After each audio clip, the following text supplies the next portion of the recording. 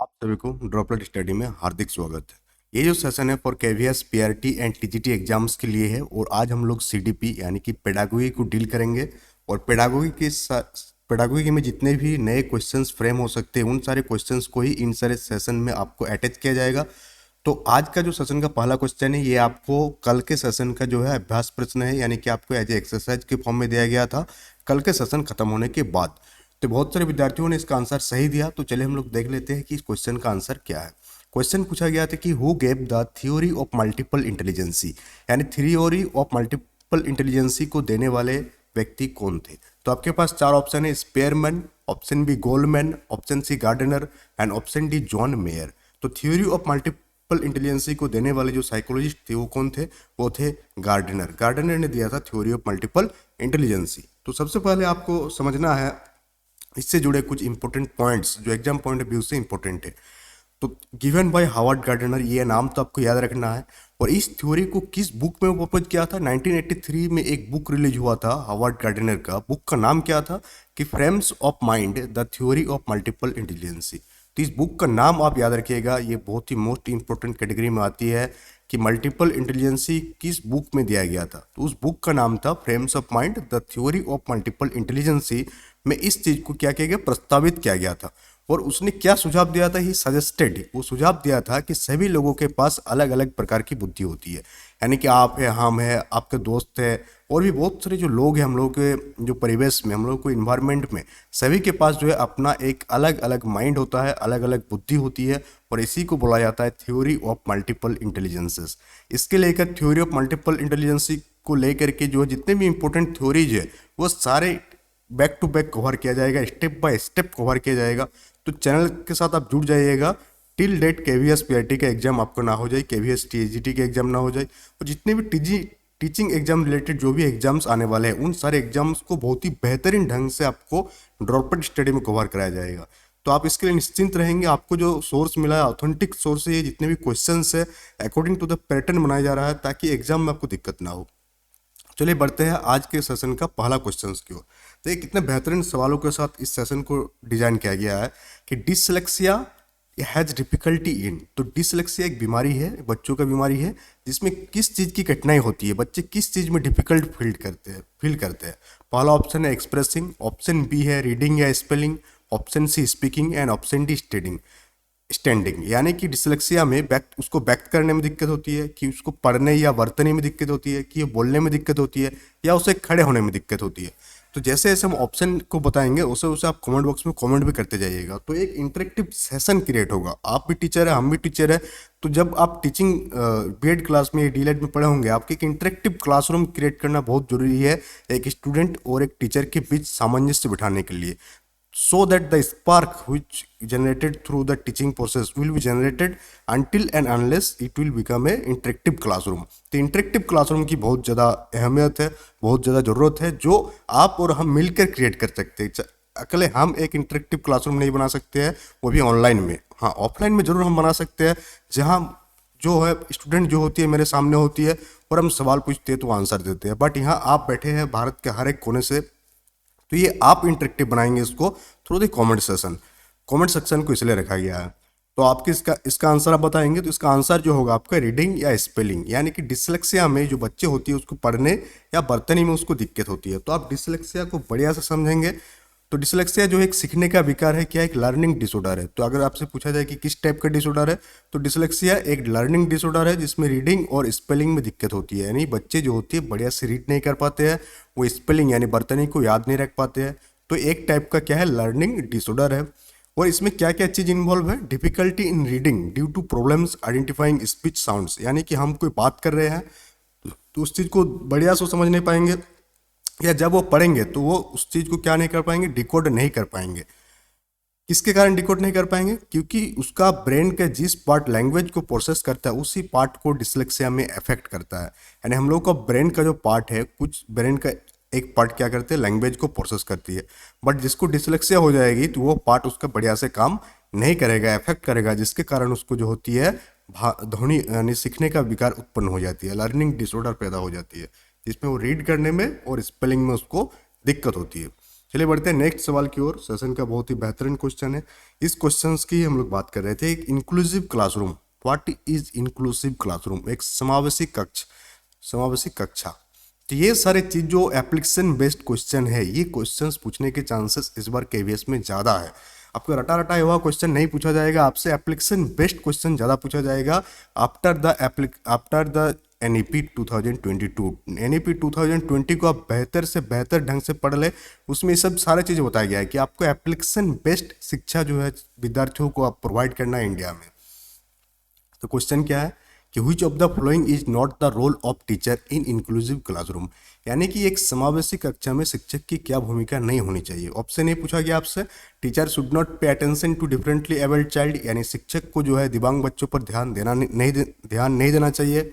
Option B पूछा गया कि make adequate sitting arrangement according to the requirement of the child, यानी बच्चों की आवश्यकता के अनुसार बैठने की पर्याप्त व्यवस्था करें।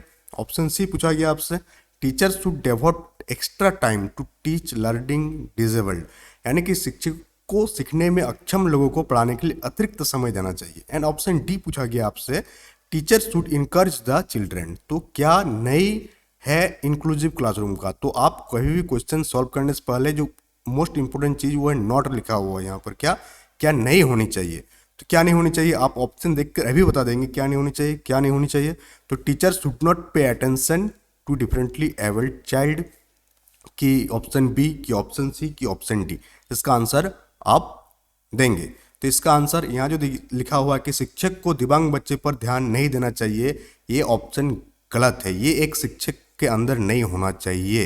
यानी कि आपको अगर क्लासरूम मिला है 30 स्टूडेंट्स का और उसमें मान लेते हैं 2 स्टूडेंट ऐसे हैं जो डिफरेंटली एबल्ड है, तो आपको ऐसा नहीं करना चाहिए कि आप उन 2 स्टूडेंट्स पर ध्यान नहीं देंगे क्योंकि वो डिफरेंटली एबल्ड है, उसको समझने में दिक्कत है, आपको उसको समझाने के लिए बार बार बोलना पड़ता है। ऐसा आपको नहीं करना चाहिए। तो ये इंक्लूसिव क्लासरूम का पार्ट नहीं है। इंक्लूसिव क्लासरूम का पार्ट क्या है कि आपको डिफरेंटली एबल्ड चाइल्ड को भी साथ लेके चलना है, उनको विशेष रूप से ध्यान देना है। उनको क्या करना है? विशेष रूप से ध्यान देना है आपको। तो इसका आंसर ए हो जाएगा, इसका आंसर ए हो जाएगा। और हम लोग समझते हैं इंक्लूसिव क्लासरूम को और बेटर तरीके से, क्योंकि इससे क्वेश्चन आने के चांसेस बहुत ही ज़्यादा है।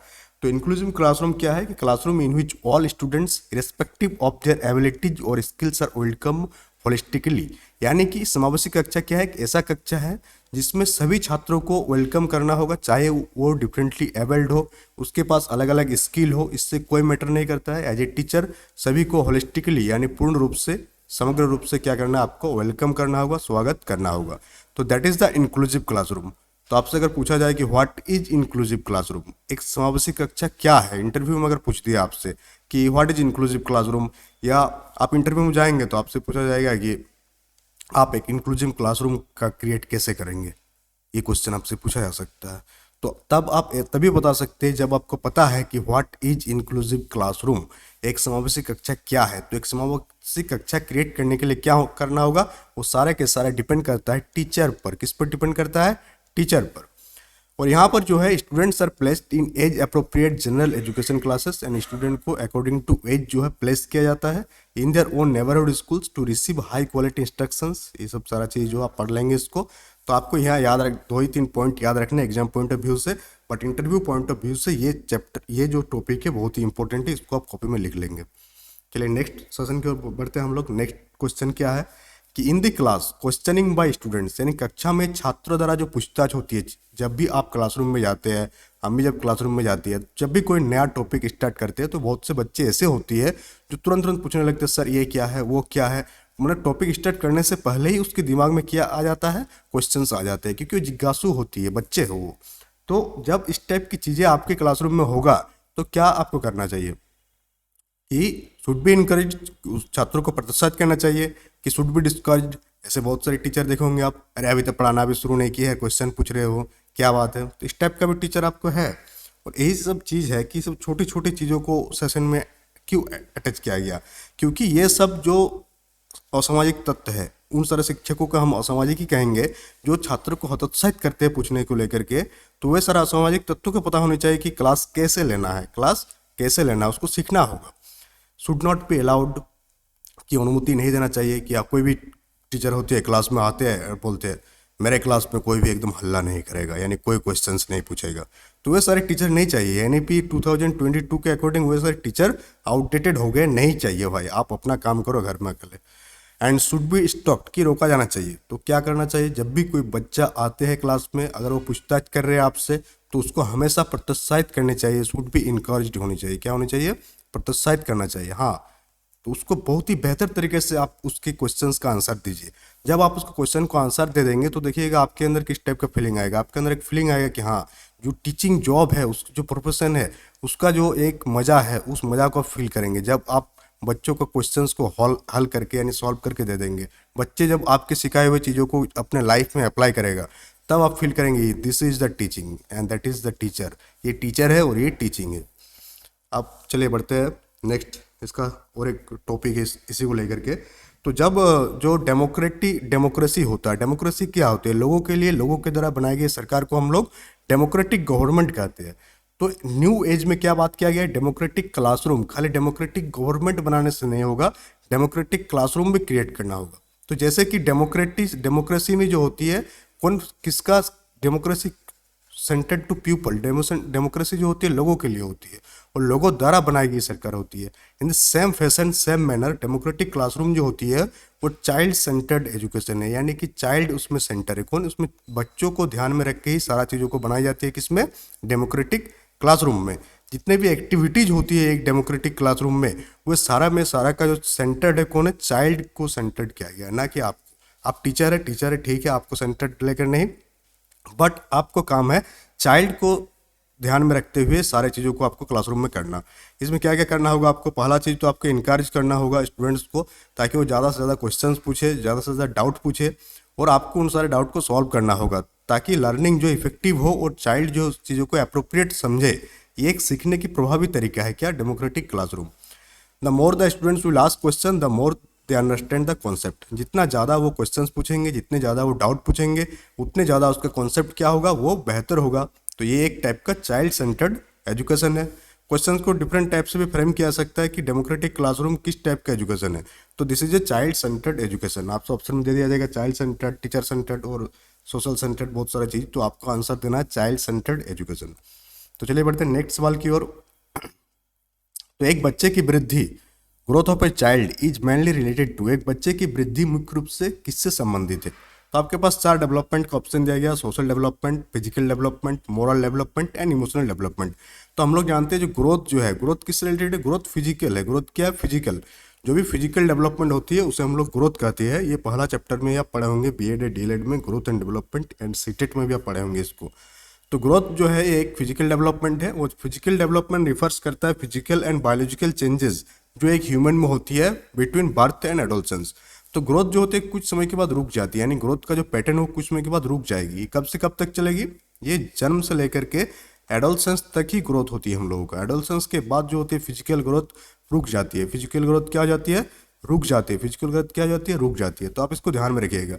बट जो डेवलपमेंट होती है, विकास जो होती है, वो ओम टू टर्म चलती है। कब, ओम टू टर्म, यानी कि गर्भ से लेकर के मृत्यु तक जो होती है आपका विकास चलती है। बट ग्रोथ जो होती है वो बर्थ से लेकर के एडोलसेंस तक चलेगी, और डेवलपमेंट जो है रिलेटेड टू ग्रोथ। अब ये जो क्वेश्चन है इसको आंसर आपको कमेंट बॉक्स में कमेंट करके देना है, जिसको हम लोग नेक्स्ट सेशन में डील करेंगे। तो क्वेश्चन क्या है कि which of the following theory is also known as theory of reinforcement, यानी थ्योरी ऑफ रीइंफोर्समेंट को किस और नाम से जाना जाता है। पहला option stimulus response theory, option B classical conditioning theory, option C operant conditioning theory, and option D theory of insight. यानी थ्योरी ऑफ रीइंफोर्समेंट को और किस थ्योरी के नाम से जाना जाता है, उसका आंसर आप कमेंट बॉक्स में कमेंट करके देंगे। तो सेशन कैसा लगा, सेशन के बारे में कमेंट बॉक्स में कमेंट करेंगे आप। साथ ही नंबर ऑफ क्वेश्चंस धीरे धीरे बढ़ाए जाएंगे।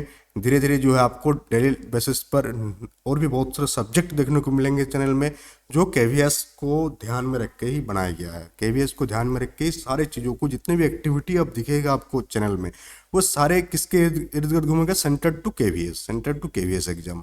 जैसा चाइल्ड सेंटर्ड एजुकेशन होता है, टीचर सेंटर्ड एजुकेशन होता है, उसी टाइप के भी जितने भी एक्टिविटीज़ प्रोवाइड किया जाएगा ड्रॉपलेट स्टडी में, वे सारे केवीएस सेंटर्ड ही होगा, ना कि कोई दूसरा चीज़ और।